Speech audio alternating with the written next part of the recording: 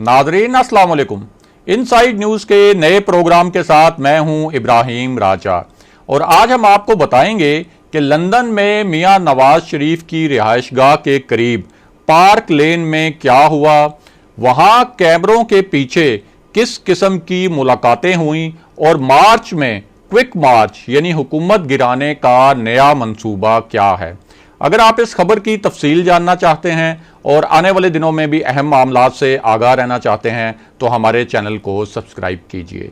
और अब बात करते हैं आज के मौजू पर, यानी पार्क लेन में किस किस्म की मुलाकातें हुई और मार्च में क्विक मार्च का मंसूबा क्या है। आपको इस मामले से जुड़े दो इंतहाई अहम वाकयात और उनकी हैरानकुन तफसीलात बताते हैं ताकि आप तमाम पॉइंट्स को जोड़कर इस पूरे मामले को अच्छी तरह और आसानी से समझ सकें। तो सबसे पहले आपको बताएं कि मियां नवाज शरीफ ने लंदन में आजकल एक नई रूटीन बनाई है। इस नई रूटीन का एक खास मकसद है। वो हर रोज एवन फील्ड से वॉक के लिए निकलते हैं और हसन नवाज के दफ्तर पहुंच जाते हैं। ये दफ्तर अब नून लीग का सियासी मरकज बन चुका है, यानी आप कह सकते हैं कि जैसे लंदन में एमक्यूएम का एक बड़ा सेक्रेटेरिएट था, इसी तरह अब हसन नवाज का जो दफ्तर है उसको नून लीग एक बड़े सेक्रेटेरिएट के तौर पर इस्तेमाल कर रही है। अब हसन नवाज के दफ्तर में जो मीटिंग हुई उससे पहले मियां नवाज शरीफ ने अपनी पार्टी से एक बहुत अहम रिपोर्ट तलब कर रखी थी। ये report army chief general Qamar Javed Bajwa के मुतल्लिक थी। इस रिपोर्ट के दो अहम किरदार हैं। नवाज शरीफ का ख्याल है कि इन दोनों किरदारों को किसी ने गुमराह किया या उनका ख्याल है कि इन दोनों किरदारों ने उन्हें यानी मियां नवाज शरीफ को गुमराह किया। इस रिपोर्ट का ताल्लुक उस इजलास से था जिसमें शहबाज शरीफ, ख्वाजा आसिफ, नवाज शरीफ, इसहाक डार, खुर्रम दस्तगीर और चंद दीगर लीगी रहनुमा शरीक थे। ये वही इजलास है जिसमें शरीक तमाम लीडर से ये हलफ लिया गया था कि इस इजलास की कोई बात बाहर नहीं जाएगी।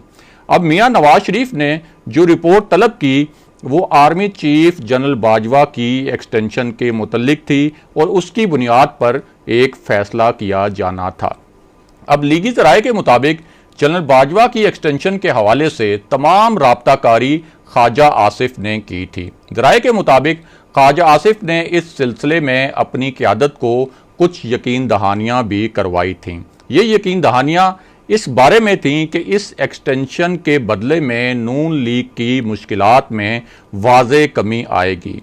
नवाज शरीफ ने इस रिपोर्ट की बुनियाद पर नई मीटिंग में किस किस्म का फैसला किया उसकी तफसील भी आपको बताते हैं और फिर आपको ये भी बताते हैं कि हुकूमत गिराने के लिए मार्च में क्विक मार्च का क्या नया मंसूबा बनाया जा रहा है। तो मामला यह है कि ज़राए के मुताबिक जनरल बाजवा की एक्सटेंशन की हमायत के बाद शहबाज शरीफ और ख्वाजा आसिफ ने बहुत कोशिश की थी कि मरियम नवाज को भी बाहर जाने की इजाज़त मिल जाए, लेकिन ऐसा नहीं हो सका। उसकी सबसे बड़ी वजह इमरान खान का इनकार था। नवाज शरीफ समझते हैं कि ख्वाजा आसिफ और शहबाज शरीफ ने उन्हें इस्टेब्लिशमेंट की जानिब से जो यकीन दहानियाँ करवाईं वो पूरी नहीं हुई। ख्वाजा आसिफ जो किसी वक्त शहबाज शरीफ और चौधरी निसार के मुखालिफ कैंप में थे, यानी पूरी तरह से मियां नवाज शरीफ के कैंप में थे, अब वो अपनी पोजीशन बदल कर शहबाज शरीफ के कैंप में जा चुके हैं और नवाज शरीफ और मरियम नवाज उनसे कुछ ज़्यादा खुश भी नहीं हैं। अब इस नई सूरत हाल में शाहिद खाकान अब्बासी और राना सनाउल्लाह मियां नवाज शरीफ और मरियम नवाज के ज़्यादा करीब हो चुके हैं। बहरहाल अब नवाज शरीफ ये जानना चाहते हैं कि ख्वाजा आसिफ ने उन्हें जो यकीन दहानियाँ करवाई थीं उन्हें उन्हें किसी ख़ास मकसद के लिए बढ़ा चढ़ा कर पेश तो नहीं किया गया।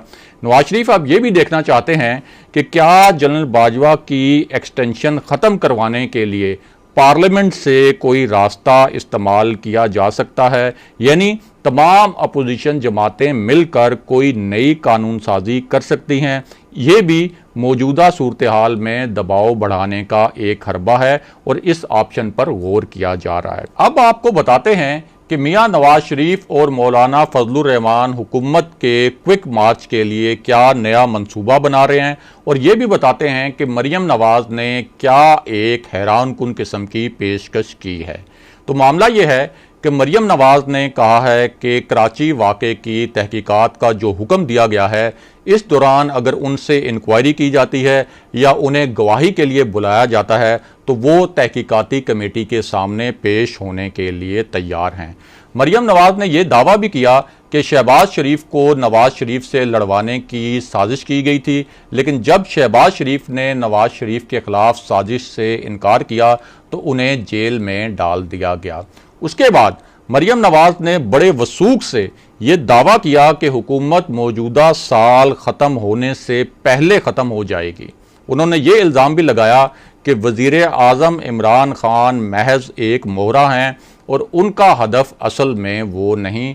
और ये जो सारी बातें हैं उन्होंने बलोच तलबा के धरने में शिरकत के मौके पर की, और इस धरने में शिरकत का मकसद भी इस्टेब्लिशमेंट को ही एक ख़ास पैगाम पहुंचाना था।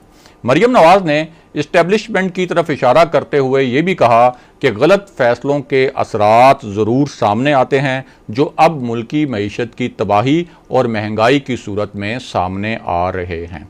अब इस पूरी सूरत हाल में मियां नवाज शरीफ के गिर्द घेरा तंग करने के लिए एक बहुत बड़ा कदम उठाया गया है, और नवाज शरीफ ने भी मौलाना के साथ मिलकर हुकूमती क्विक मार्च का एक नया मंसूबा बनाया है। तो पहले आपको आगाह करें कि बरतानवी वज़ीर दाखिला प्रीति पटेल बरतानिया में रहने वाले गैर मुल्की मुल्ज़िमान या मुजरमान के बारे में बहुत सख्त मौक़िफ़ रखती हैं। उनका मौक़िफ़ रहा है कि अगर किसी शख्स ने किसी मुल्क में जुर्म किया है और वो जुर्म साबित हुआ है तो बरतानिया ऐसे गैर मुल्की मुल्ज़िमान को सियासी पनाह ना दे। अब उनके इसी मौक़िफ़ को देखते हुए हुकूमत पाकिस्तान ने बराह रास्त उन्हें ख़त लिखा कि नवाज शरीफ करप्शन केस में सज़ा याफ्ता मुजरिम हैं, अदालतों ने उनके वारंट गिरफ्तारी जारी कर रखे हैं, उन्होंने रियासत पाकिस्तान को लूटा, और बरतानवी वज़ीर दाखिला इस सूरत हाल में अपने अख्तियारात का वसी इस्तेमाल करते हुए नवाज शरीफ को मुल्क बदर करें।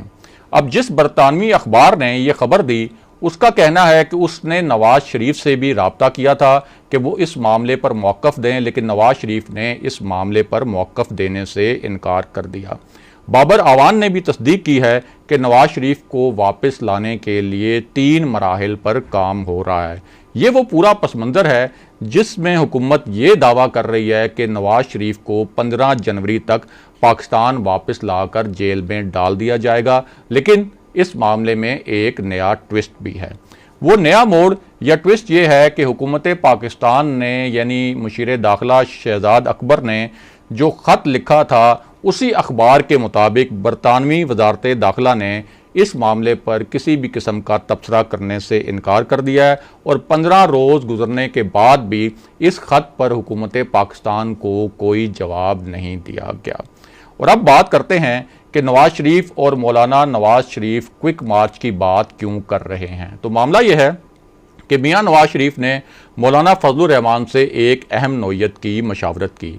इस मशावरत का मकसद ये था कि अगर फ़ौजी क़यादत पर दबाव बढ़ाने के बावजूद और जलसों के बावजूद हुकूमत ना गिरी तो फिर PDM और अपोजिशन के पास क्या ऑप्शन होंगे। जाहिर है कि अगर अपोजिशन सिर्फ जलसे करती रही तो सिर्फ जलसों से तो हुकूमत गिराना मुमकिन नहीं। हुकूमत तो सिर्फ उसी सूरत गिर सकती है जब एहतजाजी मुजाहरे मुकम्मल तौर पर बेकाबू हो जाएं या किसी भी एक फरीक या दोनों फरीकों की जानिब से शदीद तसादुम की सूरत हाल या इंतहाई पुरतशद्दुद किस्म की सूरत हाल पैदा हो जाए। अब पाकिस्तान में जब भी इस किस्म की सूरत हाल पैदा होती है तो इदारों को मुदाखलत करना पड़ती है। अब नवाज शरीफ और मौलाना फजलुर रहमान का ख्याल है कि अगर इस्टेब्लिशमेंट सिर्फ जलसों से बहुत ज़्यादा दबाव नहीं लेती और मुदाखलत नहीं करती तो फिर अपोजिशन के लॉन्ग मार्च और धरने को इस्लामाबाद के हसास तरीन इलाके रेड जोन में ले जाया जाए। इससे पहले अगर अपोजिशन लीडर्स की गिरफ्तारियां होती हैं तो फिर JUI और दीगर जो अपोजिशन है वो इस्टेब्लिशमेंट के आला अफसरान के दफातर के बाहर धरने दें। अब इस पूरी सूरत हाल में अगर अपोजिशन का धरना इस्लामाबाद के रेड जोन में पहुंच जाता है तो वहां कोई हल्का सा तसादुम और हल्की सी झड़प भी एक बहुत बड़े तसादुम में बदल सकती है। रेड जोन में वजीर आजम ऑफिस, वजीर आजम हाउस, सुप्रीम कोर्ट, पार्लियामेंट, दफ्तर खारजा, डिप्लोमेटिक इनकलेव और ऐवान सदर समेत कई हसास इमारतें मौजूद हैं। अब अगर रेड जोन में कोई तसादुम की बड़ी सूरत हाल पैदा होती है तो फिर इसका इम्कान बहुत ज़्यादा हो जाता है कि इदारे इस सूरत हाल में मदाखलत करेंगे। बिल्कुल उसी तरह जैसे जजों की बहाली के लिए लॉन्ग मार्च जब रेड जोन तक लाने की बात की गई थी तो फौज ने मदाखलत करके इस लॉन्ग मार्च को रुकवाया था और जजों को बहाल कर दिया गया था। अब अपोजिशन की कोशिश है कि लॉन्ग मार्च को रेड जोन तक लाया जाए और उसके बाद अगर हालात ख़राब होते हैं तो कोशिश की जाए कि मामला एक रेफरेंस की सूरत में अदलिया तक पहुँचे, अदलिया और इदारे एमरजेंसी के तहत अबूरी हुकूमत बनवाएं और फिर 3 से 6 माह में नए इंतखाबात करवाए जाएं। अब अपोजिशन इस ऑप्शन पर बहुत संजीदा तो है, लेकिन आईनी तौर पर यह इंतहाई मुश्किल होगा।